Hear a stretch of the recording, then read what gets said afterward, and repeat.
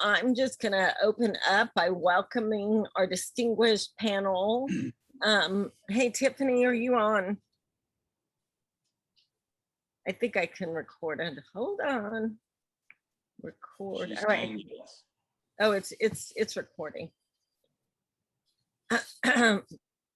So I'm going to start out by having you all introduce yourself. I love this panel because I think all three of you, one, have really been working in this field a long time, whether it's education, workforce, or training. And two, you really bring a unique perspective, both around what you were doing, which was already innovative, and then how you've maybe shifted and found some new learnings over the past year as we all had to shift the way we were doing our work. So Kathy, I'm going to start with you. Just kind of introduce yourself, a little bit about your background and your role. Sure. Thanks so much for inviting me and having me here today. My name is Dr. Kathy Burr. I am the Vice President of Programs and Education for the TGR Foundation, which is Tiger Woods charity. My background is in education, over 30 years working in K-12, public K-12 schools. And then about a little more than 15 years ago now, I joined TGR Foundation to help develop programs that would connect young people to future careers. So really thinking about how does my day-to-day school experience actually translate into my future experience. So I've been in that space for a really long time and love every minute of it. Thanks, Kathy. Eric.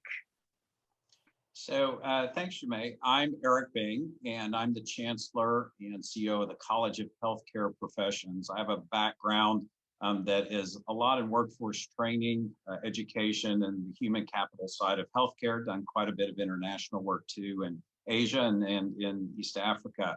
The College of Healthcare Professions is the largest provider of allied health graduates to the state of Texas. We have 9 campuses and an online presence that also kind of covers almost the majority of the country. Our student is an adult learner.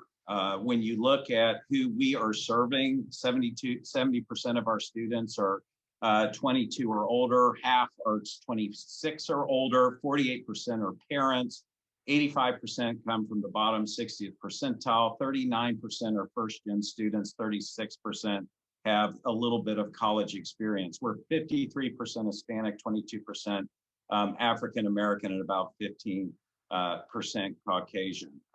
We have developed education that is specifically for an adult learner who is living day to day. What that means is we have stackable programs where earn and learn short credentials then can stack into associate's completion and bachelor's completions in what we are doing. They are flexible programs. The ground campus programs are 2 days a week. They're not full weekly, so our adult learners can work. A lot of adaptive learning, technology, wraparound services tied in. And we also realize that our students, since so many of them are the first in their family to go to college and none of them have ever been in a professional setting, we inject career readiness into our programs from day one. We did stay open during COVID. We graduated 3,300 students last year, and through thick and thin, made it through, and 85% of them were placed. So it gives you a little idea of what we're up to in Texas. Wow, that's really amazing. You were able to do that during COVID. I can't wait to hear more about how you did that. Miriam, good afternoon from Lagos. Are you in Lagos? Yes, I am in Lagos. Yes, I am. Lagos, okay. So tell us a little bit about yourself and WAVE. Thank you very much. My name is Miriam. I work with WAVE as part of the recruitment team at WAVE.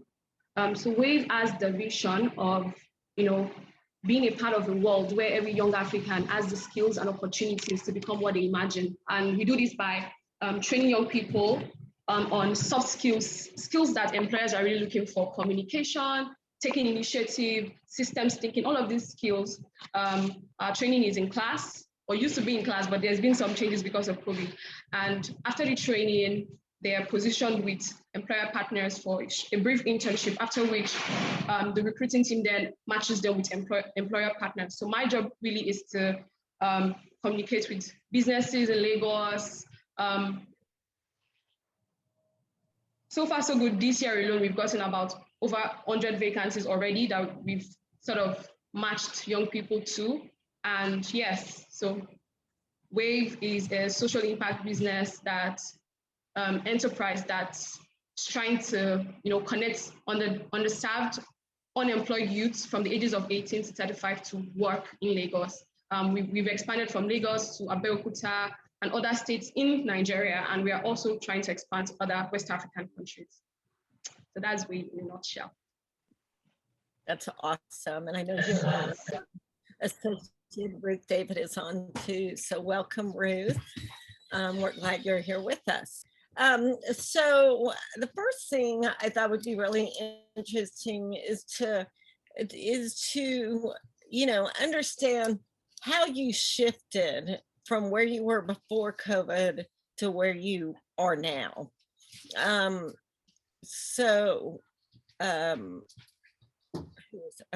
Ruth, okay. Eric, let's talk to you first.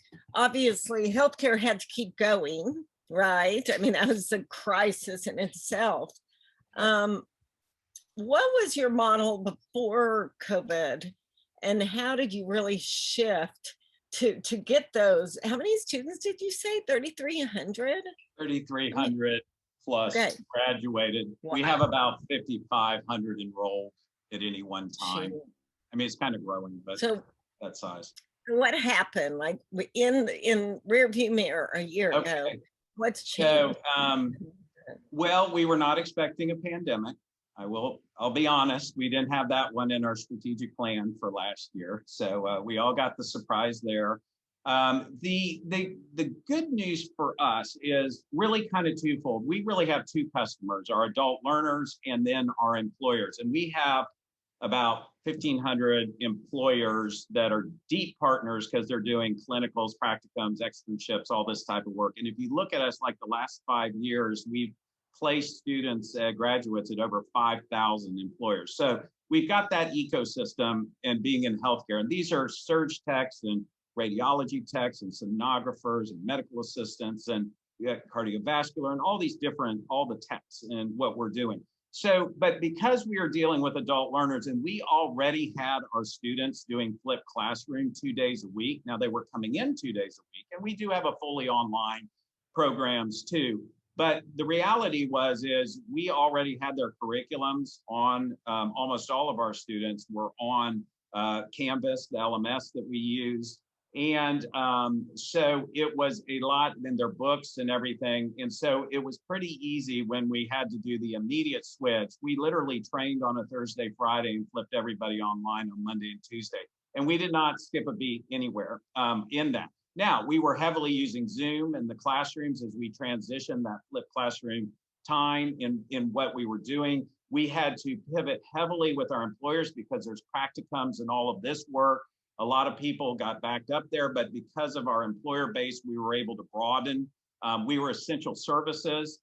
So we had to be, in the way it is in Texas, every county had to approve us separately in order to do clinical work, which we did in a CDC COVID compliant, everybody PPE, 6 foot distance. If not, they were fully masked, everything as they were doing their clinical training.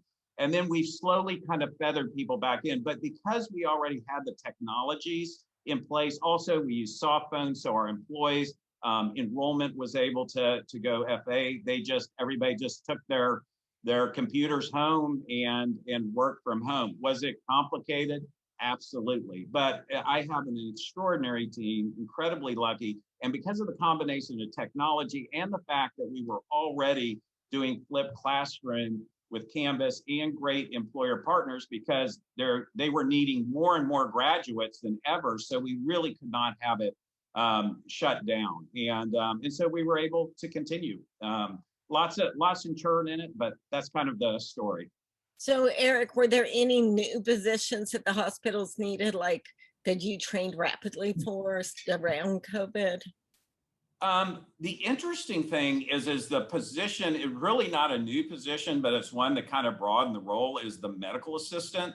Yeah. The medical assistant, because there was so much more administrative, plus also dealing with COVID patients and all the rest, and medical assistant is such a, if you have a high level medical assistant, like ours can do EKG, phlebotomy, and medical assisting, and they're certified, is they really cover the whole of all this, all of the COVID, of being able to help manage and care for these people until they got into the specialty. We're still seeing a massive need for medical assistants, but really a little bit on the telehealth side, which is going to be super interesting to watch. But really what happened on that is you know, people just kind of got trained up in telehealth no matter what their certification was.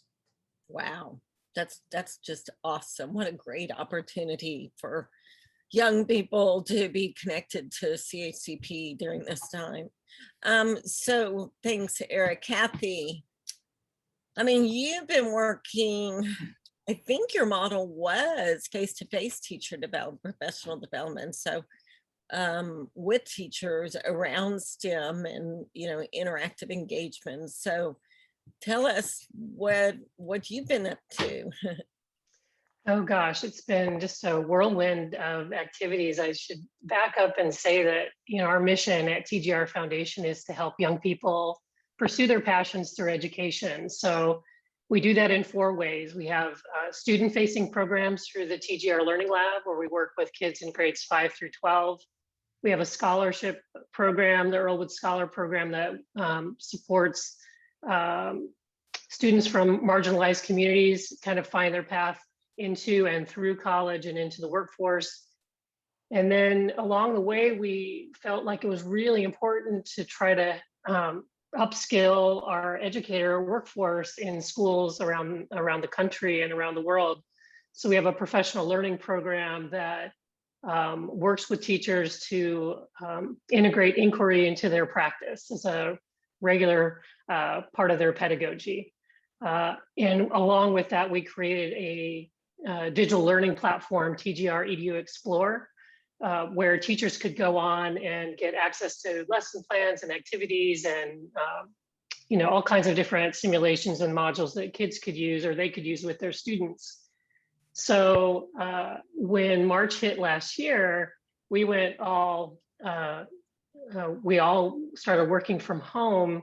And I would say we honestly thought we would be at it for maybe a couple of weeks, right? And I'm still working from home today. But the very first thing when we met as a staff on that first day was what's going to happen to our kids and what's going to happen to our teachers. And so we really tried to mobilize quickly and think about how can we reach out and offer support. We had a little bit of an advantage in that our professional learning and digital platform, we'd been using it somewhat to offer webinars and things like that. So we had some knowledge and skills internally to really build upon. But we were able to mobilize that really quickly and offer local educators as well as educators across the country a chance to come on and learn how to use digital platforms so they could be successful in their classrooms. That was probably the biggest shift. But we also paid attention to things like, you know, their own headspace.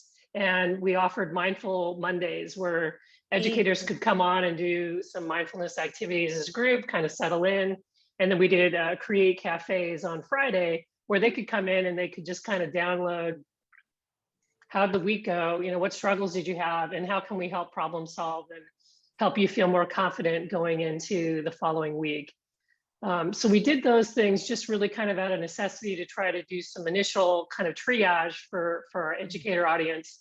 And all the while, we're also dealing with transitioning all of our programs for students to a virtual platform as well. So all of that was going simultaneously.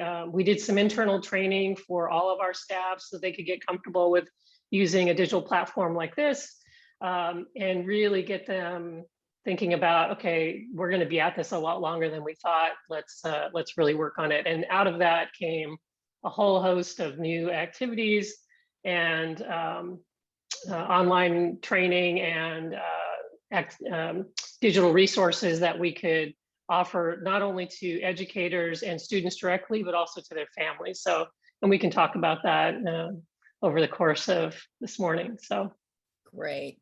I'm afraid that we lost Miriam, so maybe Tiffany, I don't know if you want to try to reach out to Miriam and see if You got it. yeah, maybe she have if she needs to just call in. I don't know if Zoom, I think there's an international line on that. Yeah, I'll send it to her. Thank you. Okay, so what are you thinking? I mean, is there anything, Eric, it seems like, well, one thing is, I don't know how you did clinicals, and I'm curious, didn't you have some hands-on things, and did you still try to do them?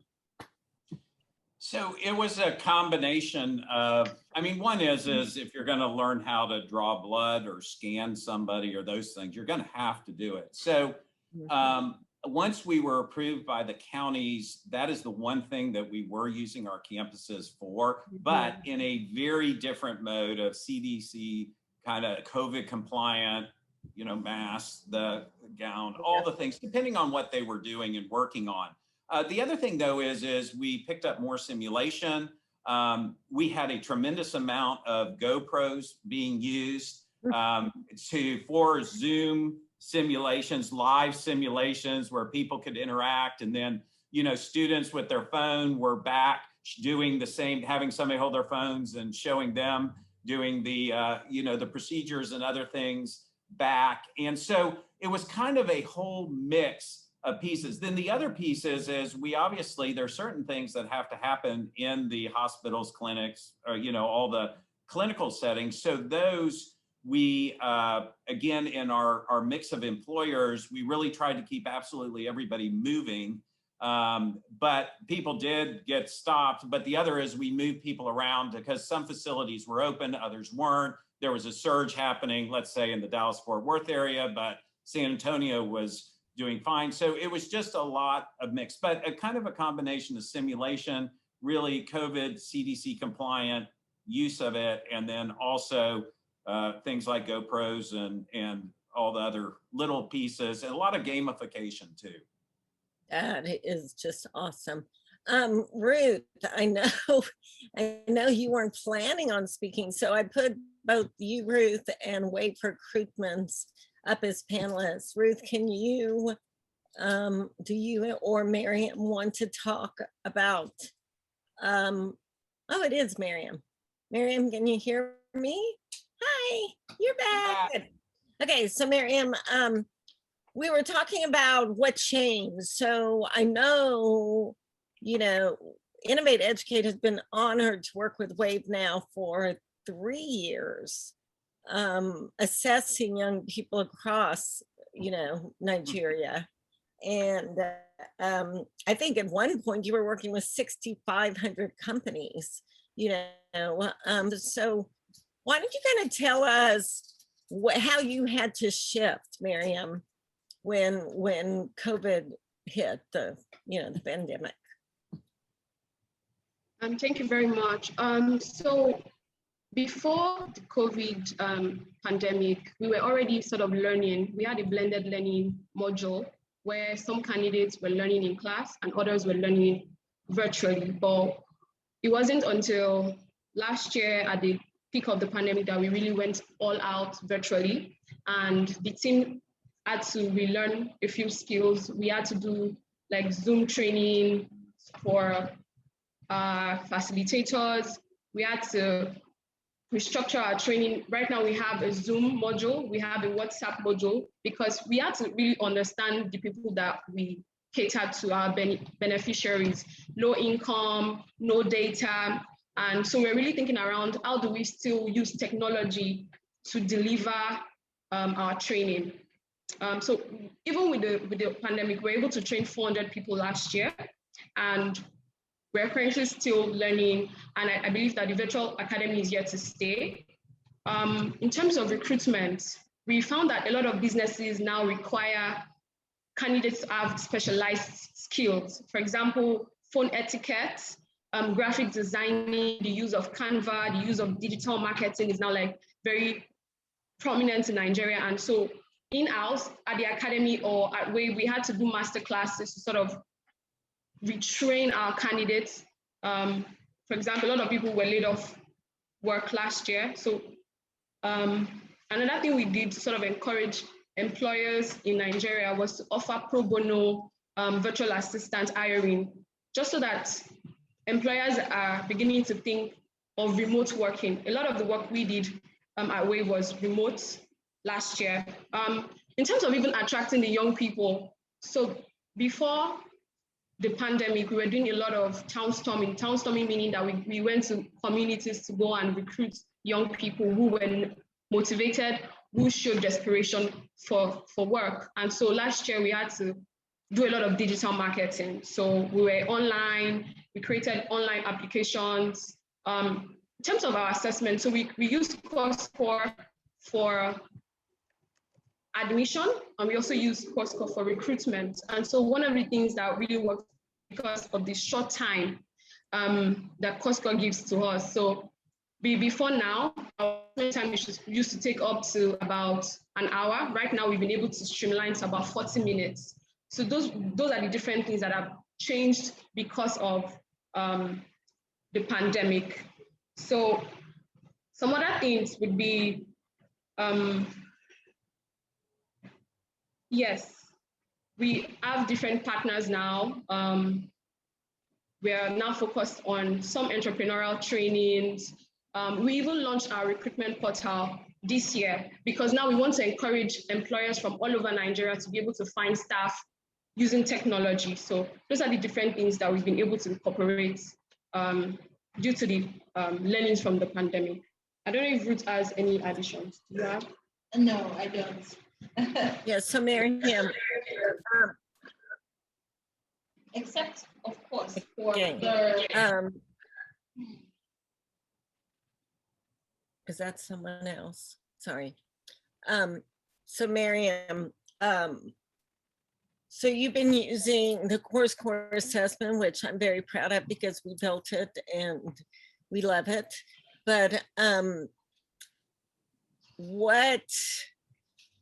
what are the employers in Nigeria mainly looking for? Those skills, customer service, communication? And then you say, I love to hear you say Canva because I'm in love with Canva. I love using that tool. It's changing the whole world of design. I mean, if I can do a logo in 10 minutes, it's a miracle.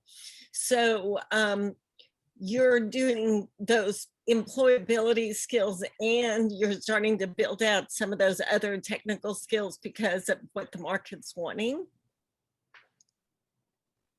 Yes. So while our focus would always be on soft skills, because those are the skills that make people extra and not just ordinary, your attitude to work, we've also learned that employers still require some level of additional technical skills. For example, business writing, the ability to send a proper email, writing a business report, being able to design, because a lot of these businesses are small and medium businesses. And so we found that because of the pandemic, a lot of businesses had to lay off staff. And so one role becomes, for example, a sales role becomes more specialized because I want my salesperson to be able to do digital marketing too.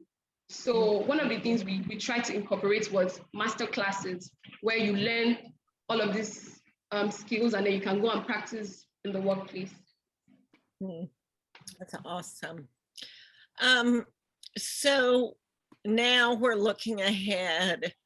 Did you guys see any things that you've really adopted that now will be part of your model? You know, obviously, I think based on what I've heard from all of you, you will. So I have a kind of two-pronged question. What will you do differently now that you've already done it? And did it change your reach? because of what you did? Did you reach more people? Did you, you know, obviously close it, changed our entire model, you know, and there's been good and bad that came from that, but there's things we learned through distributed that are definitely powerful that we would keep.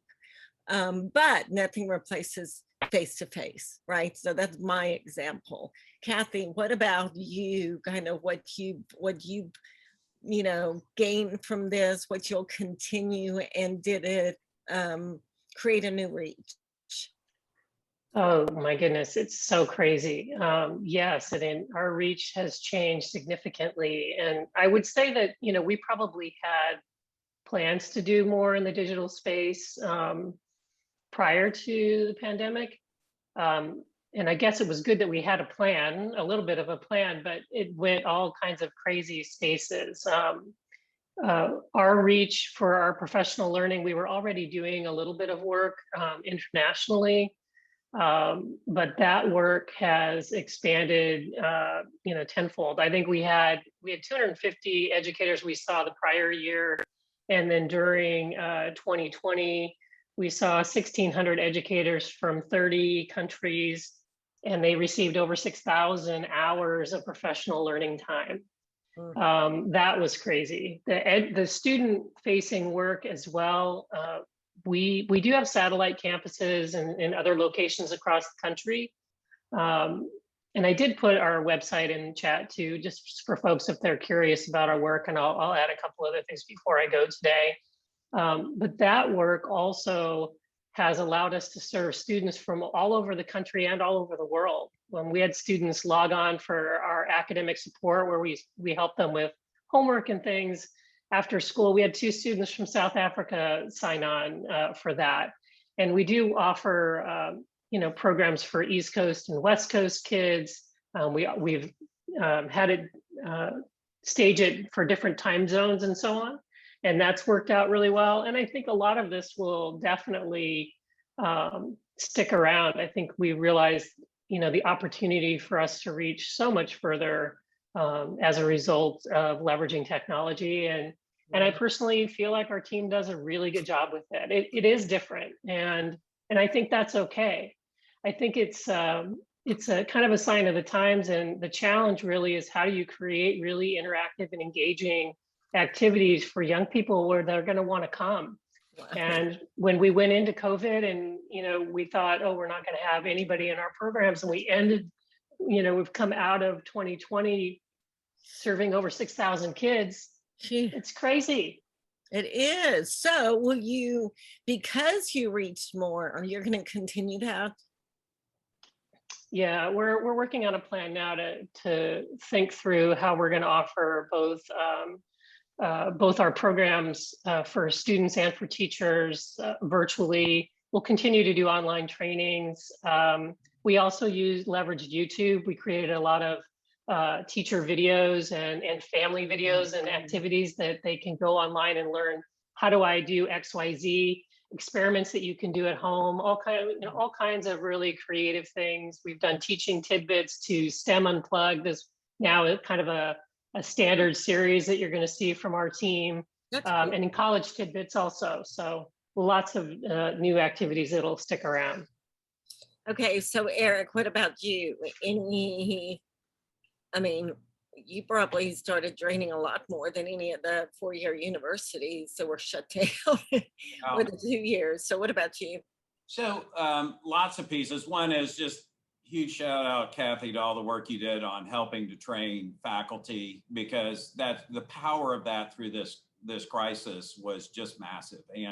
And you know, we were doing a lot of it internally ourselves, because moving to that many hours of Zoom, even though we were already flipped classroom, it's just a different way of teaching, engaging, staying connected, all of those pieces that in there, especially when, as Miriam was talking about, the need for soft skills and all of those pieces that are so critical. For us, what we really have seen is a lot of things.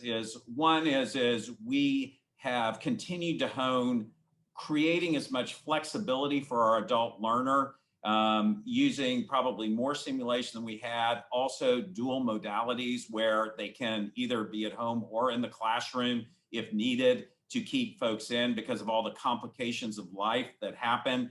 And a lot more acceptance of these pieces out there because folks have found out this happened. On our team side and our employees is one of the things that we've really done is we've completely reevaluated in who needs to really be in a campus or not, and who needs to be at corporate or digital services, and being able to look at where we can. We are a lot broader in picking up rock stars that have the passion and mission for what we do, even if they're in Ohio or, you know, wherever. And so I think that whole piece is a really big change. I think the thing that is really most impactful, and we're just watching really take off, is internal upskilling happening within these hospital systems and larger organizations, because there's such shortages of qualified allied health. So they really are taking a hard look at it. And a good example, which I'm super excited about, is we are doing a national launch with HCA system, which obviously large hospital system, the largest. And we are taking their medical assistants and their care now urgent cares and cross-training them to be limited medical radiology techs. So they not only have medical assisting, they have RT. And that is being launched in Nevada and Texas. And we're doing a similar program with the University of Texas Medical Branch, which is the state of Texas medical system. And there's also another third one. So I think this whole B2B internal training and upskilling is going to be explosive. Well, and you know, or we had a closed session with John Duong, some venture capitalists and investors, and we talked about the disruption that's happening from the B2B, you know, Amazon, Google, all the training that's happening outside of the typical institutions. So I think it's going to continue to just boom. So Miriam, what do you think is your biggest learning that you'll continue to do? And do you feel like you have reached more people in a different kind of way? I know you were really doing face-to-face training because you felt there was such a divide with these young people needing those skills. So what do you think you'll continue to do differently? Okay, thank you for that. So for WAVE, our in-person training would continue and our virtual training would also continue. So last year we had an overwhelming number of applicants through our social media reach. A lot of people applied, but unfortunately not so many people were able to complete the training because of data, because of devices. And so right now we're thinking of different virtual learning iterations. We want to consider people that can learn by themselves in their homes. We're thinking of learning hubs where you can learn at different communities close to you. We're thinking of creating learning platform video content where people can learn different ways of still engaging people virtually. So that's one of our biggest takeaway, and it's quite interesting. In terms of recruitment though, so we found different ways to still see people without actually seeing them physically. We did a lot of Zoom interviews last year, this year.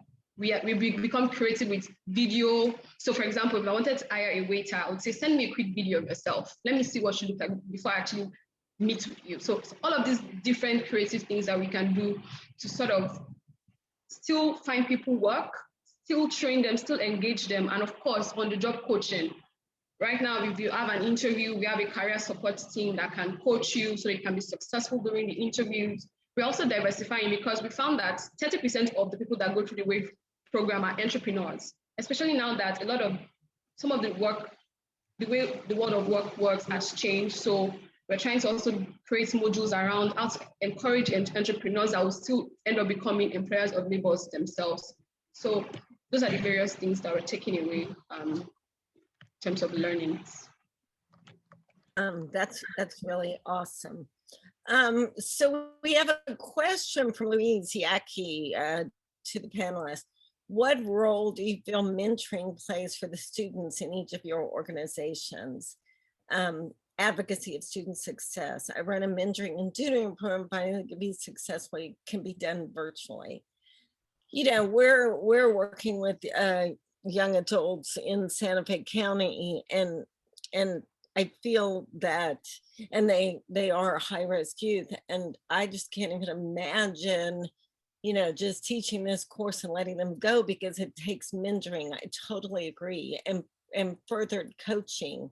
So what are you all doing around that? You know, I'm curious, once they go through your program or come through something of each of your programs, how do you stay in touch and mentor the student? Kathy? We have a very active mentoring program for all of the students who are particularly in our scholarship program. We host a class called College Bound Academy that, again, is another one that we would do on site and maybe have a limit to maybe 25 to 50 kids. And we have 250 just in that program in 2020. But we do link strategically our scholars up with professional mentors to help them learn how to not only get into college, but stay in college and then transition into workforce. Most of our kids are first generation college goers who need that added support. And we found that the virtual platforms have always provided them a great way to connect. A lot of those kids like to text, you know, so texting seems to be pretty popular. We've created a platform as well that's kind of an intranet that allows our mentors and scholars to communicate virtually in a safe space as well. A lot of and then also kind of reaching out to bring in other resources as well for career searches and even mental health, which was a huge issue for a lot of our college students who were, you know, kind of upended out of their universities or out of their summer or their semesters abroad or wherever they were.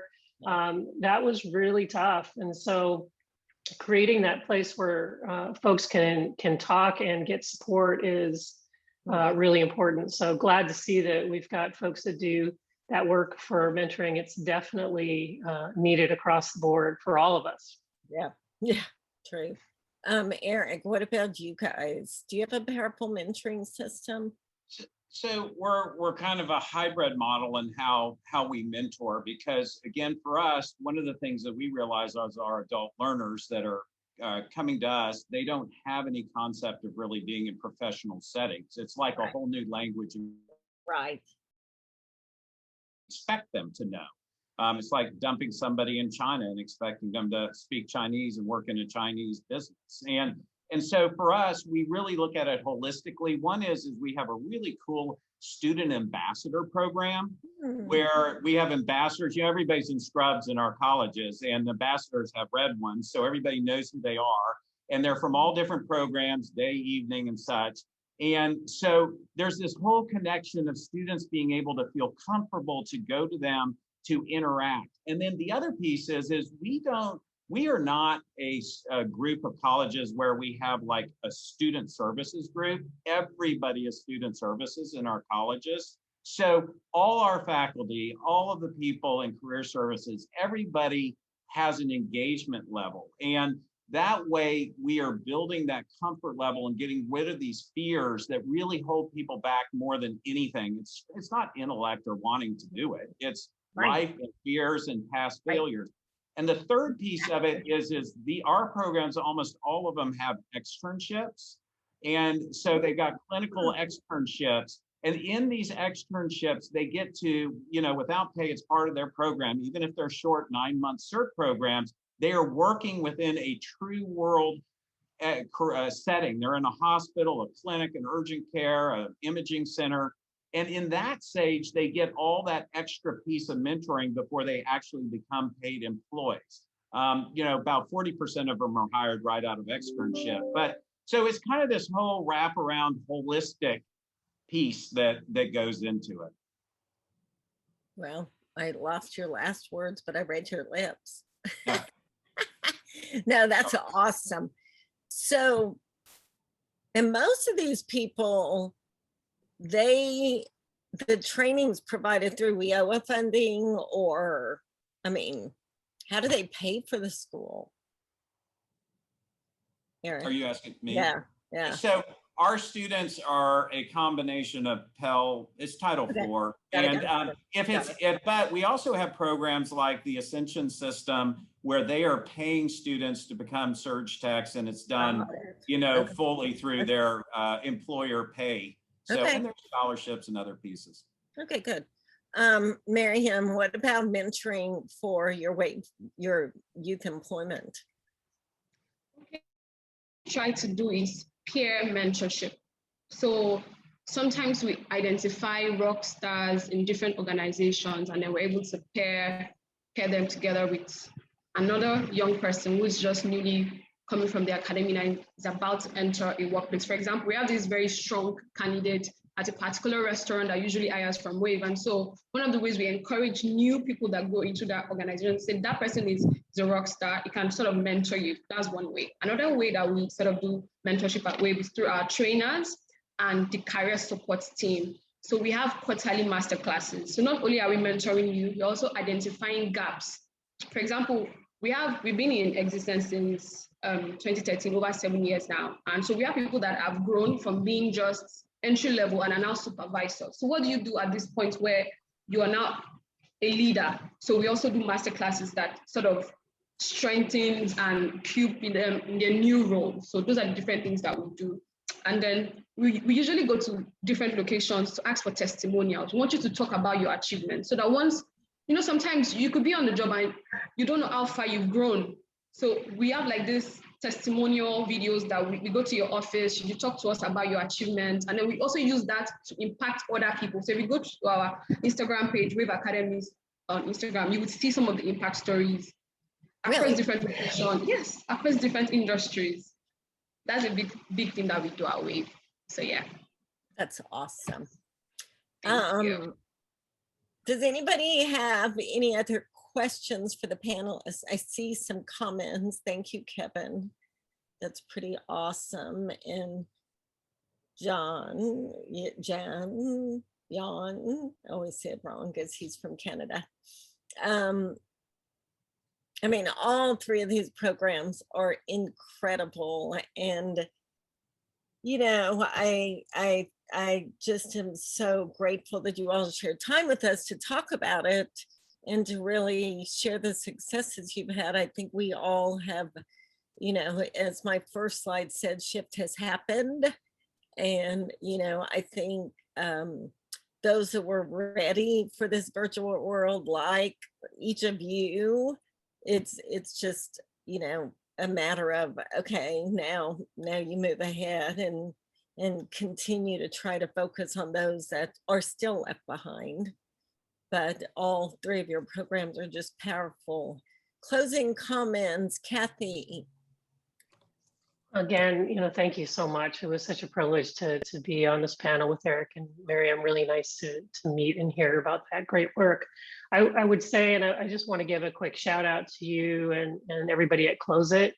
So I think what you brought me to the table for years ago was a whole idea about partnership and about how we can, you know, strategically work together to really benefit not only ourselves, but our organizations and the people that we serve. And I think that mindset has really helped me guide my organization, and it wouldn't happen naturally. So my advice for, you know, the group really is seek every partnership that you can, you know, tap your network and tap your network's network as well. And together we can all make just such a wonderful tapestry for the people that we serve. So thanks, appreciate it. Thank you. Eric, I'm sorry, I missed a question. So you can make closing comments, but what do you think about cross-training, as he put in the chat, you know, this cross-training of professionals? Have you seen that, Eric? I did see it. I actually shot a little note back. I think in between doctors and nurses is huge because there's such a disconnect and tiering stratified system that, you know, has been cultural there forever. And us all working closer together, understanding and respecting the roles and the critical nature of each one. Neither can be successful without the other. And quite frankly, when everybody is tied together in that cross training, you're going to have higher quality outcomes in healthcare. So I think that is super cool to have it happening right there at the beginning. So that's cool. And you know, my mother had to spend some time at MD Anderson, and I was there with her, and she got me rehooked on Grey's Anatomy. So, you know, whenever I think about the healthcare field, I'm always referring to my learnings of Grey's Anatomy, crazy soap opera. But okay, well, Eric, I'm just really thrilled that you were able to be on this panel. Miriam, closing comments. I'm just really excited about learning and hearing from Kathy and Eric. Great work that you're doing. Jamie, thank you so much for the opportunity to be a part of this panel. Thank you for your support over the years. We are very, very appreciative. And WAVE is always open to partnerships because we believe our path to scale is with our growth partners. We can, you know, the work of youth unemployment is all over the world, and we all need to keep, you know, working together. So yes, I hope you all have a lovely, lovely, fantastic day ahead. Thank you. And thanks to Close It. As I reflect on my last 12 years, Close It has brought me so many partnerships and friends. All of you. Miriam's counterpart in the United States came to Close It in Chicago, I think, Thought Academy. And that's how we met WAVE. So it's been a very fun experience getting to know all the experts doing such incredible work for our future. So we will share this broadly with the Close It community. I'll send you guys a link so you can share it with your community. And thank you as always. Happy Earth Day. It's Earth Day everywhere. Do you guys celebrate Earth Day in Nigeria? No. It's one of those US things.